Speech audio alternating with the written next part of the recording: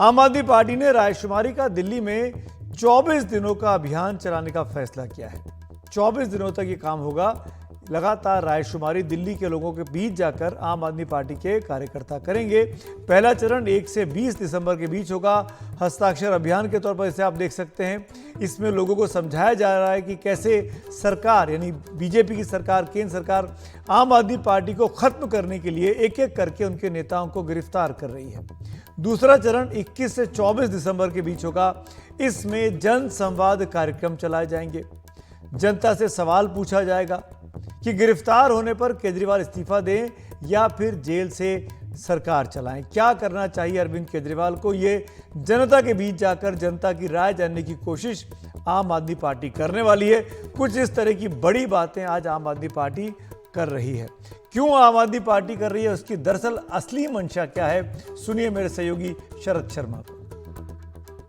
ये बुकलेट जो है आम आदमी पार्टी लेके चल रही है साथ में, जिसमें सिग्नेचर जो है लोगों के करवाए जाएंगे और इसमें लोगों से नाम पता और सिग्नेचर तो करवाई जा रहे हैं। साथ में आखिरी में एक कॉलम है कि क्या आप आम आदमी पार्टी से जुड़ना चाहते हैं।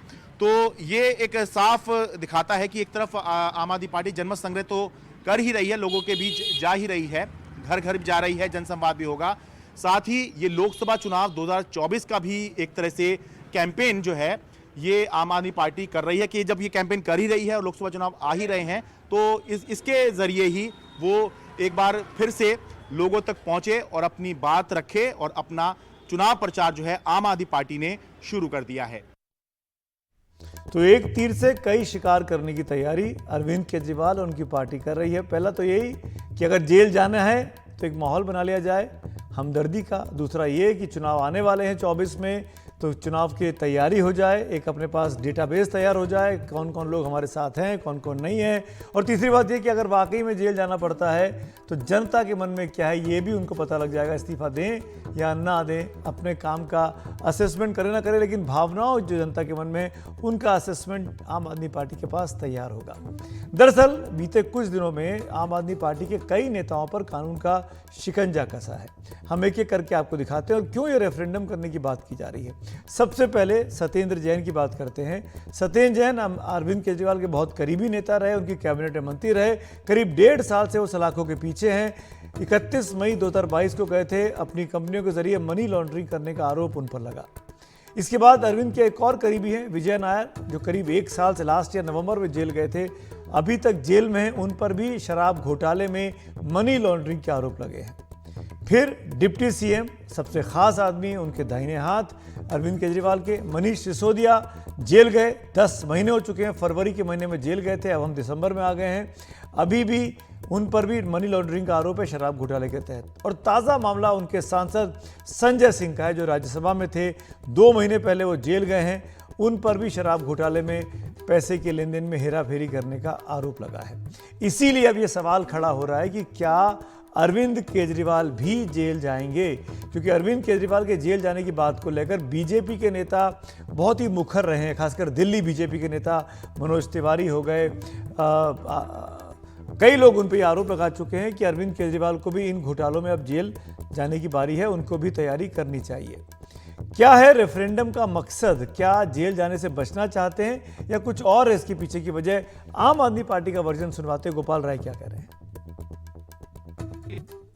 अरविंद केजरीवाल जी ने कार्यकर्ता सम्मेलन में कार्यकर्ताओं से कहा कि हमें इस्तीफा देना चाहिए या नहीं देना चाहिए, ये दिल्ली के लोगों ने हमें मुख्यमंत्री बनाया। हाँ। तो उनकी क्या ओपिनियन है, उनकी क्या राय है, हम उसके आधार पर निर्णय लेंगे। हाँ। और उसके लिए पूरे दिल्ली के अंदर ये कैंपेन चल रहा है, लोगों से पूछा जा रहा है घर घर जा करके कि अरविंद केजरीवाल अगर गिरफ्तार किए जाते हैं तो उनको इस्तीफा देना चाहिए या जेल से सरकार चलानी चाहिए। हाँ। ये इस पूरे कैंपेन का मकसद है।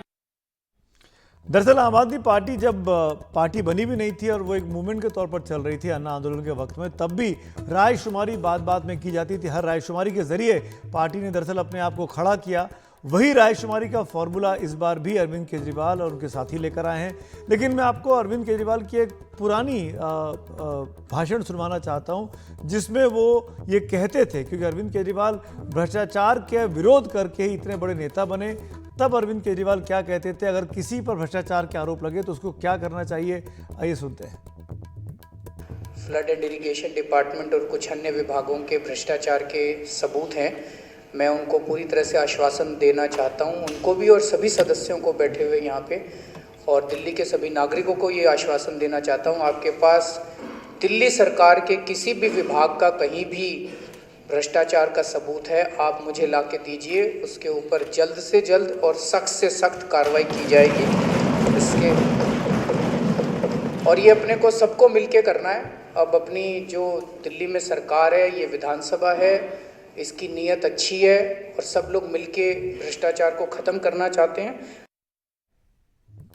सुना आपने 2015 में 8 साल पहले अरविंद केजरीवाल ने विधानसभा के भीतर क्या कहा था भ्रष्टाचार को खत्म करने को लेकर। अब जनता की क्या राय है, जो रायशुमारी की जा रही है, क्योंकि जनता के पास आम आदमी पार्टी जाने वाली है।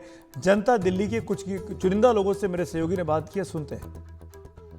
अगर जेल उनको गिरफ्तार हो जाते हैं तो जेल जाएं या मतलब इस्तीफा दें या जेल से सरकार चलाएं? नहीं, जेल से सरकार चलाएंगे।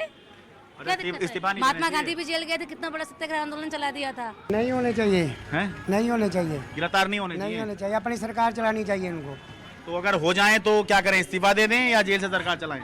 नहीं, इस्तीफा नहीं देना चाहिए, जैसे भी सरकार चलाएं अपनी।